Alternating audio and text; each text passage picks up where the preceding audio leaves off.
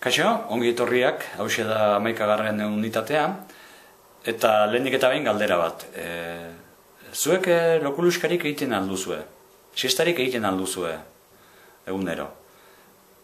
Gai horretaz arituko gara, unitate honetan landuko duzuen 4 atazetatik lehenengoan, hainbat ideia xelebre jasoko dituzue, lokulusken gainean, hainbat ospetsuk, Einstein tartean esandakoa deskubrituko duzue, eta azkenik, lako esakune batzuk ere itzuli beharko dituzue, erderatik euskarara, bai.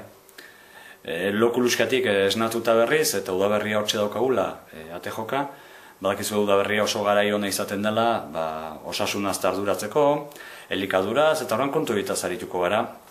Horretarako aditu baten aholkuak entzungo ditugu, entzungai gainera zail xamarra aukeratu dugu, ondo etorriko zaigulakoan belarria zorrozteko, zaila izango da gaia berez oso zehatza dalako, eta bestetik adituak asontan bizkaiera zarituko delako. Baina lasai, zedena ondo azalduta eta ondo antolatu daukazue unitatean bertan. Hainbat, iztegi asko landuko duzue, batez ere barazki eta elikadurarekin zer ikusirik duen iztegia. Eta, azkenik mintza saioan zerrenda bat antolatu beharko duzue. Zuen elikadura ohiturak aztertu eta gero, elikadura oso sontsuaren aholku batzuk sortuz taldeka. Hirugarren atazak mundura garamatza, Saharako, Mendebaleko Saharara, alegia, eta bertako errefuxiatu ataletara.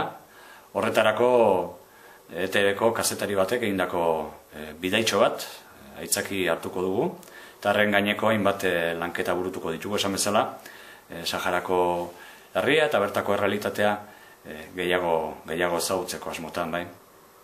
Eta laugarren atazan, badakit askotan denoi burutik pasatzen zaigun ideia kezkagarri bat edo galdera bat lantzen edo jorratzen saiatuko gara. Batez ere online ari garenean eta mintza praktika nola landu. Badira, mintza praktika egitasmoak deritzotenak, hainbat eta hainbat herritan eta lekuetan garatzen direnak, Euskal Herri osoan, eta horren hoien berri jasoko dugu, ikusiko dugu zer diren, nola antolatzen diren, zertarako, eta batez ere nola parte hartu daiteken, eta nola jarri zaitezken harremanetan mintza praktika egitasmo hauekin. Horretaz gain eta mintza praktikaren garrantzia zohartuta, saiatuko gara ere aholku zerrenda bat idazten, eta batez ere lagun bat idatziz, animatu beharko dugu, holako mintza praktika egitasmo batetan parte ardezan, bai.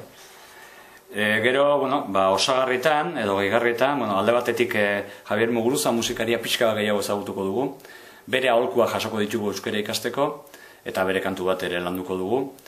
Eta Julian Jantzi, telebista aurkezlearen historia ere, edo historioa ezagutuko dugu, nola estatu batuetan jaiotakoa dan, eta nola, guzti horiek bera kontatuko dizkigu gerosio.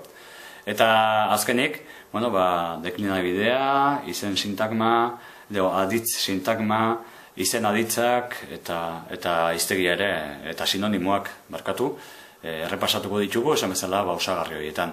Eta hori izango da, gutxi gora bera, 11. honetan topatuko duzuena. Honegin.